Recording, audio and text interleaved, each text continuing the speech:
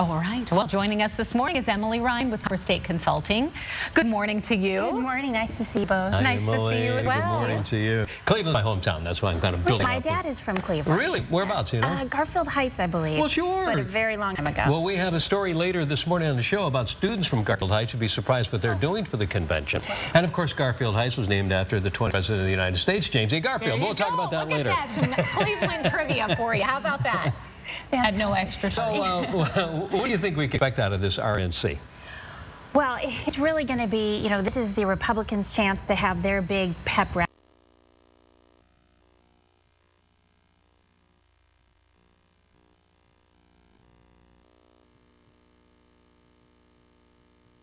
Melania Trump, so to speak. Yes. What do you think going to do? You think that's a good thing? I mean, we don't really hear her speak very often, and I mean, she has the floor to really build up her husband. She might be speaking about taking out the garbage and the hot horse, kind of making him a real person. Yeah. I think Trump, we're going to hear from all of his kids, or most of his kids, and Melania over the course of the week. I think it's an attempt to humanize him.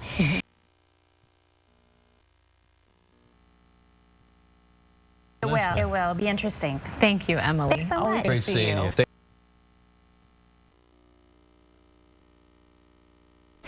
This morning. Good morning, everyone. So going viral online at this hour is, take a look at this. It is the RNC first VIP guest, Caesar Flickerman. So we're going to stick with Twitter this morning because a lot of things are happening there at this hour. It turns out Stephen Colbert, well, he's crashing the RNC. And here's a look at some of the photographs if we want to take this full. Here's his one of the photos. In case you don't know who Caesar Flickerman is, he's a host for Hunger Games, and he's in the book. And here he is right here. And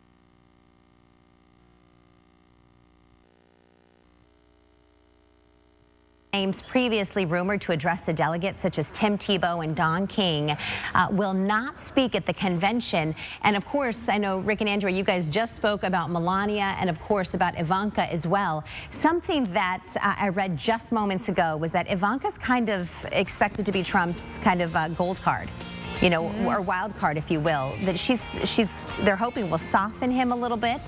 And she may be the one to kind of lure in some of those middle-of-the-road voters potentially. Okay, it's sometimes a little hard to separate. Melania is the wife. Yes. Ivanka is the daughter. Yes. One of the daughters. One of the daughters. What a beautiful family they have. When they all stand up there on the stage, you look at them and go, wow, what Beautiful people, right? Yeah, I know. Yeah, thanks, Celeste. Okay, well, more drama in Hollywood, and it's all over that.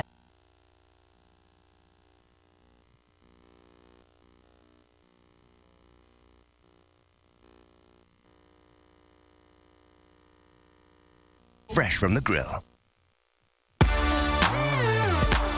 Hey, something new we're starting today. We are talking to TMZ. Every Thursday we have Dax Hold TMZ on. And we're adding a segment because they're held over by popular demand. Of course. Everybody wants more and more TMZ. And more Dax. And more Dax earlier in the morning. So you ask and you shall receive. We're a little more alert now, Dax, so it'll be a better segment. Well, I'm not. I'm still asleep. Okay. Well, let's see how this all goes then. So what's this between now Kanye and Taylor Swift? Now, he secretly recorded a phone conversation? Yeah. Oh, my God. If you guys were not on Twitter last night, you were missing out. But basically,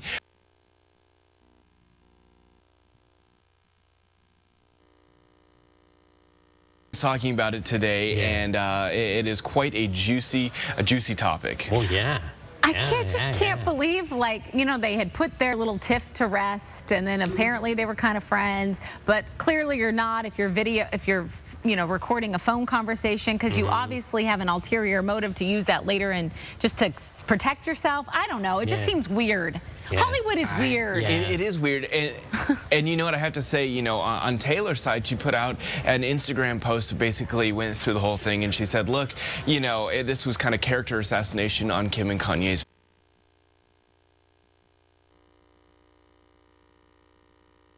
That's a lot of dots to follow and to connect. Dax, better you than us. Thanks for sorting it out. Thanks, Dax. Have a great week. Talk to you on Thursday. We'll see you Thursday. See you Thursday You morning. too. Yeah, and if they would have done a thing in Arizona, it would have been legal. But in California, it's not. Yeah. Different states, different laws on recording telephone conversation. Yeah. All right, we're going to be, as we mentioned, chatting with TMZ every Monday at this time, along with Thursdays. Now, the Thursday chat is at 9:15 a.m. Yeah. So many of you probably don't see that because you head off to work. Yeah. Or go back to bed. We bored you so much you went back to bed. No, never. Us bore people? Never. Okay.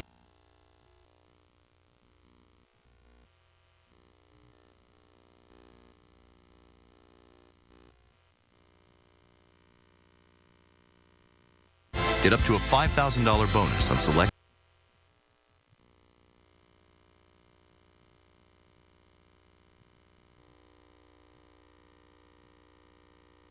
Or like the Beatles or something. That's why they didn't call themselves the Fab Four, because because if one dropped out, then it would be three. Yeah. Right. What am I talking about? I'm delirious. Do you know why? Because I only have 2 weeks to go on this job before I retire.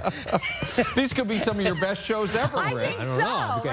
7:31. Here come your top stories from AZAM. We're starting with a Fox 10 News alert. Police investigation.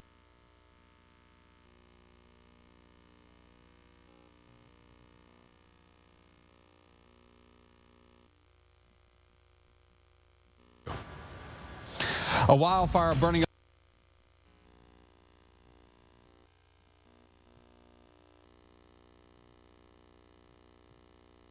police custody, and the Baltimore Circuit Court judge is going to make his ruling public today in the trial of Lieutenant.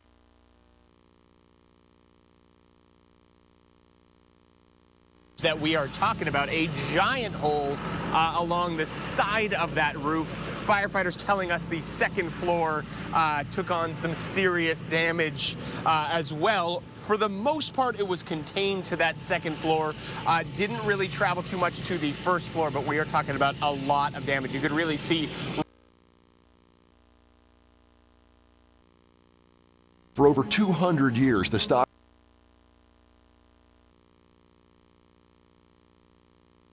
Eastern part of Iowa. This is Walford. Dozens of homes torn to shreds.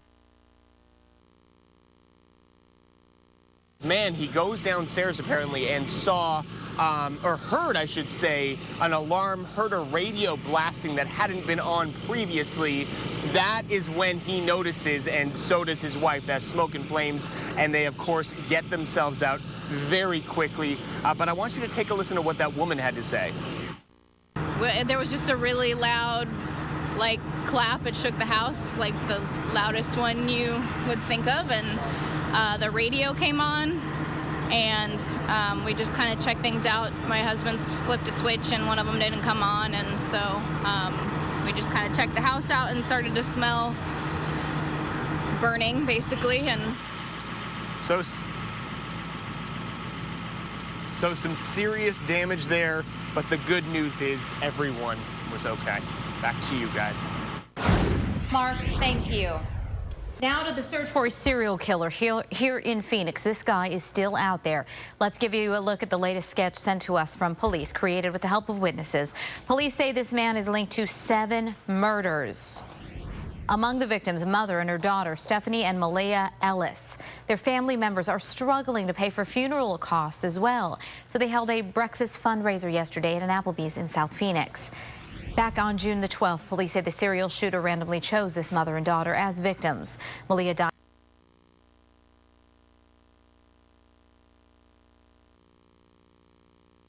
for the title in Norfolk this weekend. And this year, a